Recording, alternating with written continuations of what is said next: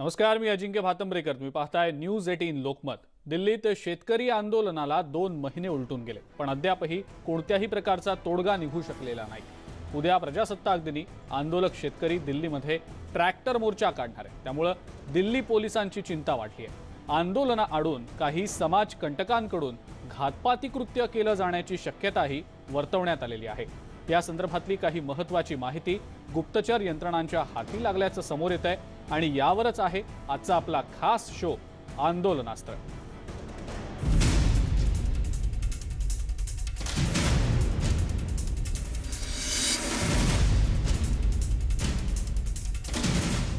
उद्या 26 जानेवारीला राजधानी दिल्लीमध्ये आंदोलक शेतकरी 3 मार्गांवर ट्रॅक्टर मोर्चा काढणार आहेत. प्रजासत्ताक दिनाच्या पार्श्वभूमीवर राजधानी दिल्लीमध्ये कडेकोट बंदोबस्तही ठेवण्यात आलेला आहे. या शेतकरी आंदोलनादरम्यान हिंसा करण्याचा काहींचा डाव असल्याचा दावा दिल्ली पोलिसांनी केलाय. पाहुयात याच संदर्भातला हा विशेष रिपोर्ट.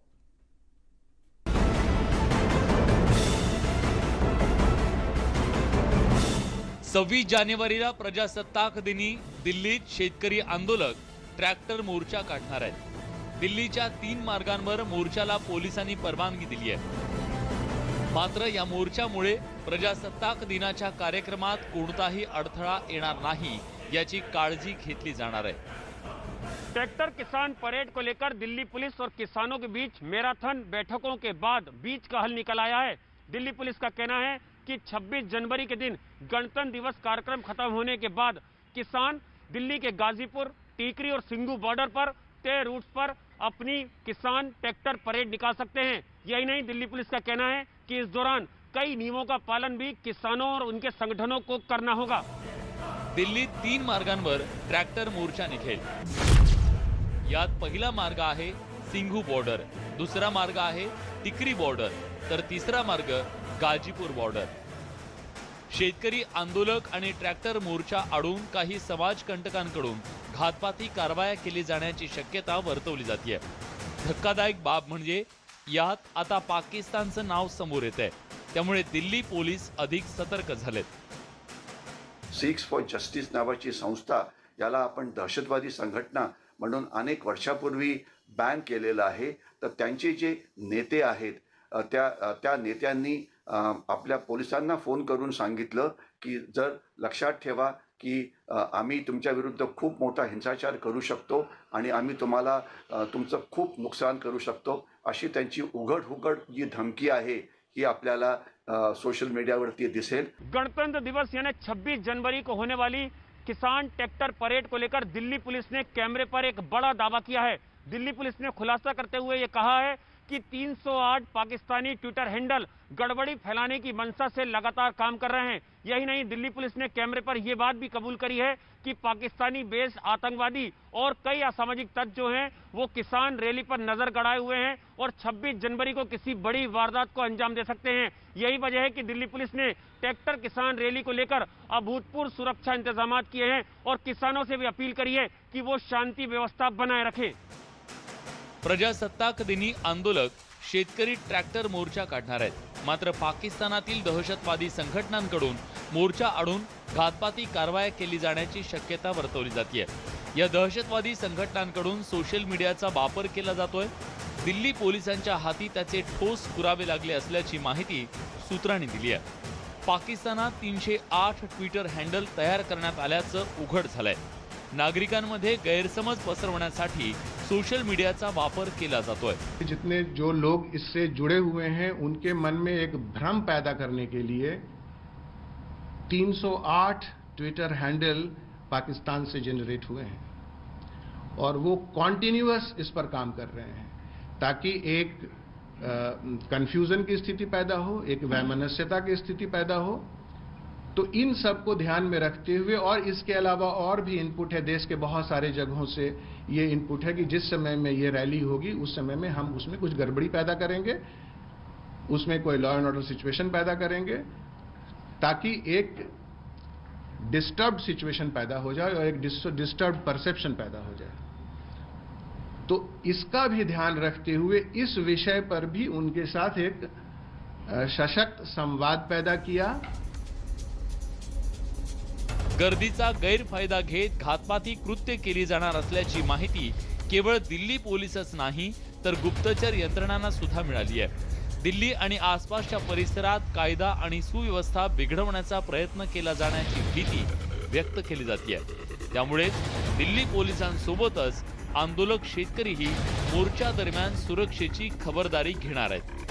हमारा ये है कि जो दिल्ली में परेड जब रहेगी तो दिल्ली पुलिस रहेगी और हमारे किसान यूनियन के लोग रहेंगे, और जब उत्तर प्रदेश में ट्रैक्टर रहेंगे वहाँ तक उत्तर प्रदेश पुलिस और किसान संगठन के लोग रहेंगे। तो क्या इस रैली को पूरा मॉनिटरिंग के लिए आपने कुछ व्यवस्था की गई है? हाँ, व्यवस्था कर रखी, सब लोग हमारे रहेंगे जो मॉनिटरिंग का काम करेंगे, रहेंगे भी। तो जिस तरीके से आप बताया था कि आपको ट्रैक्टर रैली निकालने के लिए इजाजत दी गई है, तो क्या आपको अंदेशा लगता है कि कहीं कुछ गड़बड़ी की आशंका हो सकती है? नहीं नहीं, कोई गड़बड़ी की आशंका नहीं, शांतिपूर्ण तरीके से रहेगा।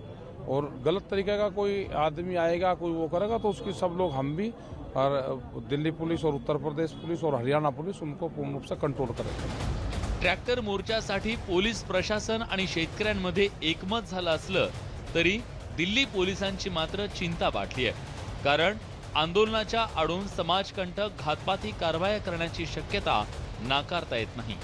Bureau report, news 18 Lokmat. अतिशय गंभीर असा हा मुद्दा आहे आणि या प्रजासत्ताक दिनाच्या पार्श्वभूमीवर कडेकोट सुरक्षा व्यवस्था, कडेकोट असा पोलीस बंदोबस्त दिल्लीमध्ये आता तैनात करण्यात आलेलाच आहे। मात्र याच गंभीर मुद्द्याविषयी, गंभीर विषयाविषयी आपण अधिक चर्चा करणार आहोत। आपल्या सोबत निवृत्त ब्रिगेडियर हेमंत महाजन सर आहेत सध्या। सर, आपलं खूप खूप स्वागत न्यूज 18 लोकमतमध्ये। हा अतिशय गंभीर मुद्दा आता समोर येताना दिसतोय आणि गुप्तचर यंत्रणांनीच जे इनपुट त्यांना मिळालंय त्यानुसार पत्रकार परिषद घेऊन याबद्दलचा खुलासा देखील केलेला आहे। या आंदोलनाच्या आडून घातपात घडवण्याचा खूप मोठा कट रचला जातोय, खूप मोठं षडयंत्र रचलं जात आहे, अशी इनपुट्स मिळालेली आहेत। सर, सुरुवातीला याबद्दल काय सांगता येईल? असं आहे, आपण जर या आधीचे 15 ऑगस्ट किंवा 26 जानेवारीचे प्रसंग बघितले असतील तर प्रत्येक 26 जानेवारीच्या वेळी गुप्तहेर संस्थांकडून आपल्याला वॉर्निंग मिळतं की दहशतवादी आणि त्यांचे समर्थक काहीतरी गडबड करण्याचा प्रयत्न करणार आहेत। आणि आपण अनेक वेळा बघितलेलं आहे काश्मीरमध्ये किंवा इतर ठिकाणी, ज्या वेळेला 26 जानेवारी असतं, ज्या वेळेला कुठला मोठा राष्ट्रीय सण असतो किंवा ज्या वेळेला कुठलाही VIP हा भारतामध्ये येणार असतो, त्यावेळेला काहीतरी मोठी घटनाही केली जाते। मग ते अमेरिकन प्रेसिडेंट बिल क्लिंटन असो की डोनाल्ड ट्रम्प असो की अनेक प्रकारचे प्रसंग हे घडलेले आहेत। तर त्याच्यामुळे यावेळी सुद्धा काही गडबड होऊ शकते, ही शक्यता काही नाकारता येणार नाही। आणि जर इंटेलिजन्स ब्युरो आणि दिल्ली पोलीस आणि इतर गुप्तचर संस्था जर म्हणत आहेत की असं काही होणार आहे, तर आपल्याला अर्थातच 100% काळजी घ्यायला पाहिजे।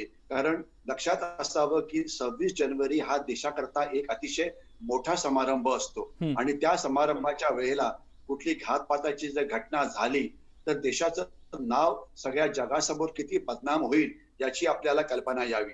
कारण आता जे दिल्लीचं जे 26 जानेवारीची जी परेड असेल त्या परेडला सगळ्या टीव्ही चॅनल कव्हर करत असतील, सगळ्या जगामध्ये लोक त्याला बघत असतील, कारण भारताचा हा प्रजासत्ताक दिन आहे। आणि त्या दिवशी जर काही चुकीची घटना घडली आणि सगळ्या जगाने ते बघितलं तर आपल्या देशाची किती बदनामी होऊ शकते याची आपल्याला कल्पना येईलच। कारण हा महत्वाचा दिवस आहे। तर म्हणून खरोखर या दिवशी ही ट्रॅक्टर रॅली करावी की नाही हा सगळा प्रश्न मी सोडून देतो, परंतु एवढं नक्कीच की घातपाताचा धोका आहे आणि त्याच्याकरता आपण म्हणजे सुरक्षा व्यवस्थांनी पूर्णपणे काळजी घ्यायला पाहिजे। याशिवाय दुसरं कुठलंही वक्तव्य आपण यावेळेला करू शकत नाही। बिलकुल सर, पण मग या सगळ्या आंदोलनाच्या माध्यमातून एक शेतकऱ्यांना पण त्यांचा एक मेसेज पोहोचवायचा आहे सरकारपर्यंत। त्यांचं आंदोलन त्यांच्या जागी, पण अशा गंभीर सूचनेनंतर किंवा इनपुट्स नंतर सुरक्षा यंत्रणा तर साहजिकच अलर्ट झालेल्याच आहेत आणि प्रजासत्ताक दिनाच्या पार्श्वभूमीवर त्या अलर्टच असतात। वर्षाचे 365 दिवस त्या अलर्ट असतात। पण या अशा दिवसाच्या माध्यमातून घातपात घडवण्याचा कट, तोही इतक्या मोठ्या गर्दीच्या वेळेला, इतकं मोठं आंदोलन होत आहे, गेल्या काही आठवड्यांपासून, महिन्यांपासून हे आंदोलन सुरू आहे। अशा वेळेला दिल्ली पोलीस किंवा गुप्तचर यंत्रणा, इतर सुरक्षा यंत्रणा, त्यांच्यावर ताण जास्त वाढू शकतो। त्या दृष्टीनं नेमक्या काय काय उपाययोजना केल्या जाऊ शकतात असं वाटतं किंवा केल्या गेल्यात असं वाटतं? आणि या सगळ्या आंदोलकांना याची ऑलरेडी माहिती दिली गेलेली आहे, चर्चा त्यांच्याशी झालेली आहे, तरी देखील आंदोलन होणार आहे हे सध्या तरी दिसतंय। या सगळ्या पार्श्वभूमीवर काय वाटतं?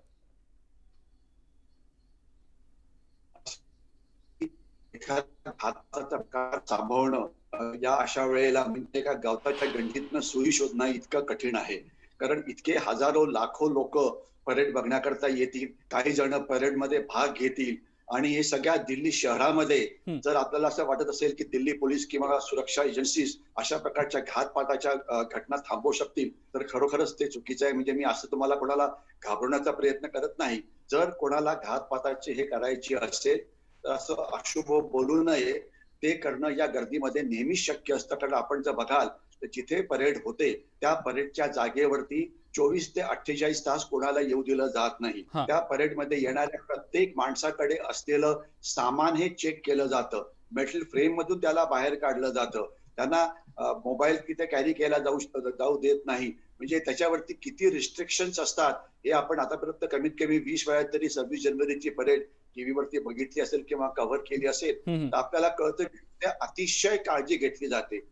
परंतु आता ही जी रॅली होते आहे त्या रॅलीमध्ये काय तुम्हाला वाटतंय की ते मेटल फ्रेमच्या मधून जाणार आहेत, त्यांच्याकडे काय सामान आहे ते कोणी चेक केलेलं आहे किंवा त्या गर्दीमध्ये आता हा तो रूट मला वाटतं 20-25 किलोमीटरचा रस्ता आहे.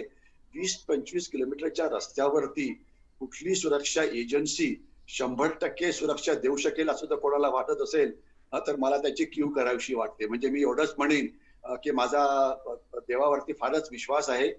गणपतीच्या मंदिराजवळ एक नारळ फोडावा आणि सांगावं की भैया आम्हाला सुरक्षित ठेव. याच्याशिवाय दुसरं काही करता येईल असं मला तरी वाटत नाही. कारण कुठलीही सुरक्षा एजन्सी इतक्या मोठ्या जागेवरती इतक्या मोठ्या गर्दीमध्ये इतक्या वेळ सुरक्षा देऊ शकेल. बेस्ट ऑफ लक मी एवढं सांगू शकतो. पण गणपतीच्या मंदिरात 2 नारळ फोडायला पाहिजे एवढं मात्र माझ्याकडे एक अति स्ट्रॉंग रेकमेंडेशन आहे.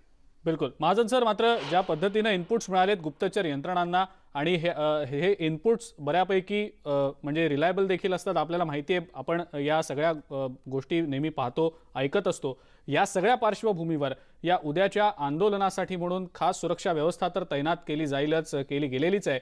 पण हे सगळं पाहता या अशा गर्दीच्या माध्यमातून आंदोलनाच्या माध्यमातून घातपात घडवण्याचे प्रकार या आधी देखील घडले असतील काय, नेमकं याबद्दलचा आपला अनुभव आहे आणि त्यावेळेला नेमकी कशा पद्धतीने काळजी घेतली गेली होती? गर्दीमधून घातपाताला थांबवणं हे अतिशय कठीण आहे. मी पुन्हा एकदा तोच पॉइंट रिपीट करतो आहे. काळजी घेण्याकरता मार्गावरती पोलीस तैनात केलेले असतात, झाडावरती शार्प शूटर्स बसवलेले असतात. जे लोक आत येतात त्यांचं सामान चेक केलं जातं. कुठला जर संशयास्पद दहशतवादी येईल अशी माहिती असेल तर त्या पद्धतीने लक्ष ठेवलं जातं. पण आता तुम्ही बघा की एवढे मोठी शहरं आहेत. आज दिल्लीची लोकसंख्या 1 कोटीहून जास्त आहे. 1 कोटी आणि दिल्ली पोलीसची संख्या किती आहे? मला वाटतं 60-70 हजाराहून जास्त नाही आहे.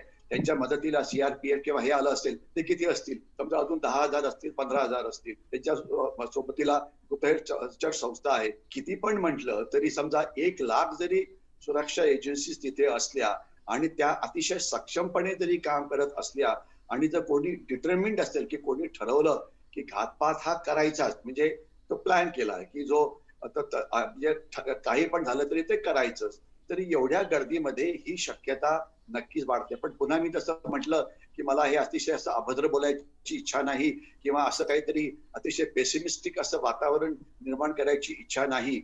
परंतु अशा मोठ्या प्रसंगाच्या वेळेला अशा प्रकारची आंदोलनं करणं हे खरोखरच सुरक्षा एजन्सीजना आता खूपच नशीब लागेल आणि मला खात्री आहे की तो नशिबाचा त्यांचा जो फासा आहे तो उद्या ठीक पद्धतीने पडेल. बिलकुल. आपण बघतो आहोत सुरक्षा यंत्रणांसमोर, दिल्ली पोलिसांसमोर खूप मोठं आव्हान या पार्श्वभूमीवर असणारच आहे.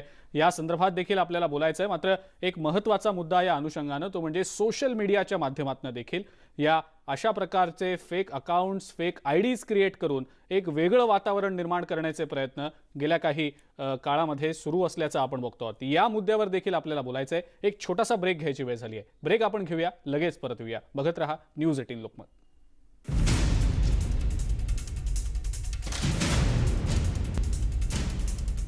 आंदोलनास्त्र या आपल्या विशेष कार्यक्रमात ब्रेकनंतर आपल्या सगळ्यांचं पुन्हा एकदा स्वागत. निवृत्त ब्रिगेडियर हेमंत महाजन सर आपल्यासोबत आहेतच. महाजन सर, सोशल मीडियाचा ॲज अ टूल म्हणून वापर केला जातोय गैरसमज पसरवण्यासाठी, नागरिकांमध्ये एक वेगळ्या प्रकारचं वातावरण निर्माण करण्यासाठी गेल्या काही वर्षांपासून हे प्रकार सर्रासपणे घडतायत। दहशतवादी संघटना घातपात घडवण्याच्या दृष्टिकोनातनं याचा खूप वापर करताना दिसतात असं सातत्यानं गुप्तचर यंत्रणांच्या अहवालामध्ये समोर आलेलं आहे। आणि याही वेळेला पाकिस्तानमध्ये खास करून 300 पेक्षा जास्त ट्विटर हँडल्स तयार करण्यात आली आणि त्या दृष्टीनं गैरसमज पसरवले जात होते असं देखील सूत्रांकडनं माहिती मिळते। सर, हे कितपत घातक आहे?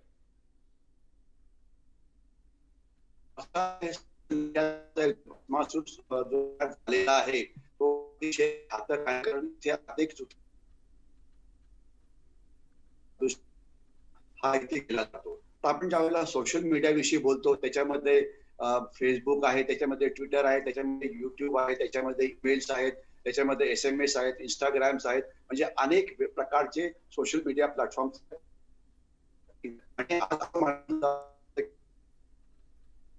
या तर फेसबुक वरती, या तर ट्विटर वरती, या व्हॉट्सअप वरती, या कुठल्या तरी सोशल मीडिया प्लॅटफॉर्म वरती आहेत असं हे जवळजवळ सिद्ध झालेलं आहे।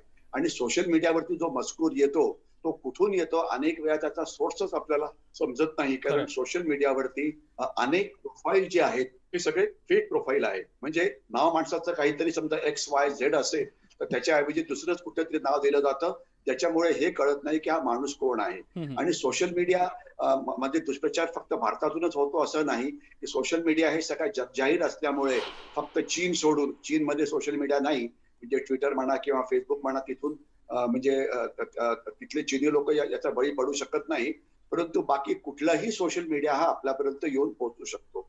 तर त्याच्यामुळे दुष्प्रचार अपप्रचार हा प्रचंड प्रमाणामध्ये चाललेला आहे। खरं काय खोटं काय, म्हणजे लोक त्याचा मुख्य उद्देश काय असतो की 2-3 मोठे उद्देश असतात। एक तर सगळ्यांच्या मनामध्ये घबरावट, म्हणजे घाबरून टाकण्याची भावना निर्माण करायची की अरे बापरे 26 जानेवारीला काहीतरी होणार आहे, काहीतरी मोठी घटना होणार आहे, लोक घाबरून जातात।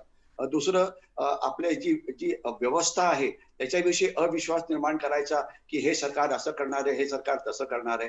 अरे कुठलंही सरकार असेल, कुठल्याही पक्षाचं सरकार असेल तर ते कधीही आपल्या स्वतःच्या नागरिकांच्या विरुद्ध काही अन्यायपूर्वक वागू शकत नाही, कारण त्यांना नंतर इलेक्शन जिंकायची असतात, त्यांना पुन्हा एकदा सरकार बनवायचं असतं। त्याच्यानंतर मग असं सांगितलं जातं की म्हणजे एखादी घटनेला इतकं वाढवून सांगितलं जातं, काही वेळा इतके खोटे प्रचार केले जातात की खरं काय आणि खोटं काय हे समजणं हे जवळजवळ इम्पॉसिबल होतं। म्हणजे जर तुमच्या व्हॉट्सअप वरती जर मेसेज आला तर तो मेसेज खरा आहे की खोटा आहे हे डिसाईड करायची जबाबदारी ही तुमची असते, आणि तुमची मॅच्युरिटी किती आहे, तुम्हाला त्यातलं खरं नेमकं या विषयावरती काय माहिती आहे याच्यावरती ते अवलंबून असतं। तर त्याच्यामुळे दुष्प्रचार आणि अपप्रचार थांबवणं हे फार डिफिकल्ट असतं। आणि आता आपल्याला कल्पना आहे की जर बाहेरचं ट्विटर हँडल असेल, जर ते आपल्याला कळालं तर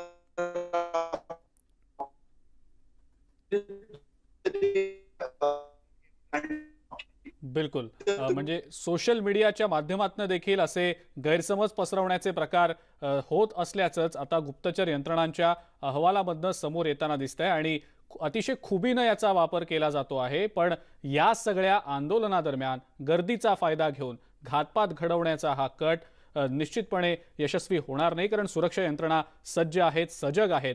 महाजन सर, खूप खूप धन्यवाद। आपण या सगळ्या मुद्द्यांवर अतिशय विस्तृतपणे माहिती दिलीत, चर्चा केलीत त्याबद्दल।